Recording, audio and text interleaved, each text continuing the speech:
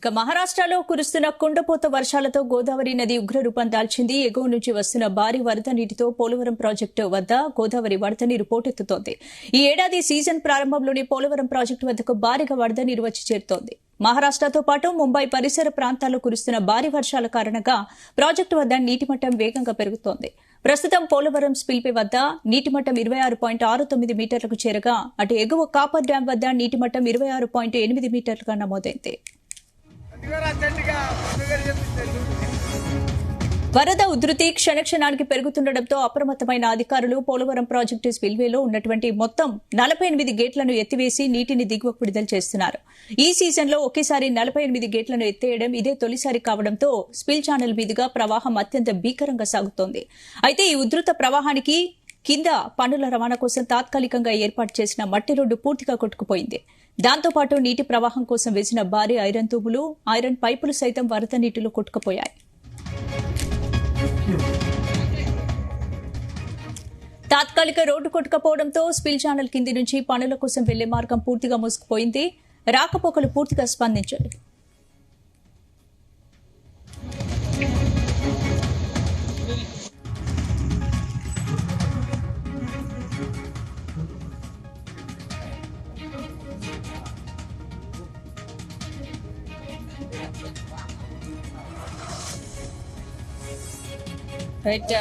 ఈ అంశానికి సంబంధించి మరిన్ని అప్డేట్స్ మా ప్రతినిధి దుర్గాప్రసాద్ అందిస్తారు. దుర్గాప్రసాద్, రాష్ట్రతో పాటు ముంబై పరిసర ప్రాంతాల్లో గత కొన్ని రోజులుగా కురుస్తున్న కొండపోత వర్షాల ప్రభావం ఇప్పుడు పోలవరం ప్రాజెక్టు వద్ద స్పష్టంగా కనిపిస్తుందని చెప్పవచ్చు. ఈ ఏడాది సీజన్ లో తొలిసారి గోదావరి నుంచి ఇంత భారీగా వరద నీరు ప్రాజెక్టుకు పోటెత్తుతుంది. అయితే ప్రస్తుతం పోలవరం ప్రాజెక్టు వద్ద నీటి మట్టం 26.69 మీటర్లకు చేరింది. అటు ఎగువన ఏదైతే పోలవరం ప్రాజెక్టు ఎగువన ఉన్న కాపర్ డ్యాం వద్ద కూడా నీటి మట్టం 26.80 మీటర్లకు చేరింది. అయితే ప్రస్తుతం ఏదైతే వరద ప్రవాహం వేగంగా పెరుగుతుండడంతో పాటు ఏదైతే అధికారులు పూర్తిగా అప్రమత్తమయ్యారని చెప్పుకోవచ్చు. ప్రాజెక్టు స్పిల్వేలోని మొత్తం 48 గేట్లను ఒకేసారి ఎత్తివేసి నీటిని దిగువట్లు చేస్తున్నారు. అయితే ఈ సీజన్ లో ఒకేసారి 48 గేట్లను ఎత్తివేయడం ఇదే తొలిసారిగా కావడంతో స్పిల్ ఛానల్లో నీరు అత్యంత ఉధృతంగా ప్రవహిస్తుంది. అయితే ఏదైతే ప్రాజెక్టుకు సంబంధించిన స్పిల్ ఛానల్ మీదుగా ప్రవహిస్తున్న ఉధృత ప్రవాహానికి ఇక్కడ నష్టం వాటిల్లని చెప్పుకోవచ్చు. ప్రాజెక్ట్ నిర్మాణ పనులు రవాణా అవసరాల కోసం తాత్కాలికంగా ఏర్పాటు చేసిన మట్టి రోడ్లు పూర్తిగా ఏదైతే కొట్టుకుపోయిన పరిస్థితి ఉంది. అయితే ఆ రోడ్డుతో పాటు కింద నీరు ప్రవహించేందుకు వేసినటువంటి భారీ ఐరన్ త్వరలు, అదేవిధంగా ఐరన్ పైపులు కూడా వరద ప్రవాహానికి వేగానికి కూడా కొట్టుకుపోయిన పరిస్థితి ఉంది. అయితే ఈ తాత్కాలిక రోడ్డు కొట్టుకుపోవడంతో స్పిల్ ఛానల్ కింద నుంచి పనుల కోసం వెళ్లే మార్గం పూర్తిగా మూసుకుపోయింది. దీంతో రాకపోకలు పూర్తిగా సంభవించాయని చెప్పుకోవచ్చు. అయితే ప్రస్తుతానికి కేవలం స్పిల్వే మీదుగా వెళ్లే రోడ్డు మాత్రమే అందుబాటులో ఉంది.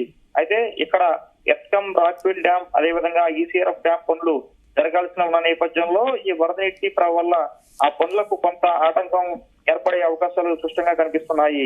దాంతో అధికారులు అలర్ట్ అయ్యే ఏదైతే ఎప్పటికప్పుడు లీకేజ్ లేదా ఏదైతే సీపేజ్ ద్వారా వచ్చే నీటిని బయటకు తోడేందుకు కూడా డీవాటరింగ్ పనులు ప్రారంభించారు. అయితే ఇప్పటికే పోలవరం ప్రాజెక్టు ప్రాంతానికి నీటిపారుదల శాఖ మంత్రి నిమ్మల రామానాయుడు చేరుకున్నారు. ప్రస్తుతం పోలవరం ప్రాజెక్టు ప్రాంతంలో కూడా ఆయన పనులను పరిశీలిస్తున్నారు.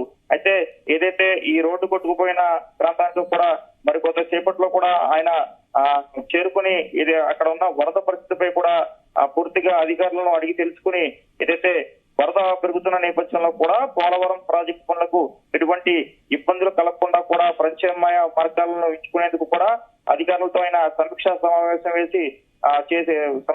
ఏర్పాటు చేసి తర్వాత ఏదైతే ప్రాజెక్టు పనులకు పూర్తిగా ఎటువంటి ఇబ్బందులు కలగకుండా కూడా ఎటువంటి ప్రమాదాలు కలగకుండా అదేవిధంగా పూర్తిగా పనులకు సంబంధించి ఏ విధమైన ఆటంకం కలగకుండా పూర్తిగా అధికారులకు ఆయన ఆదేశాలు జారీ చేయనున్నారు.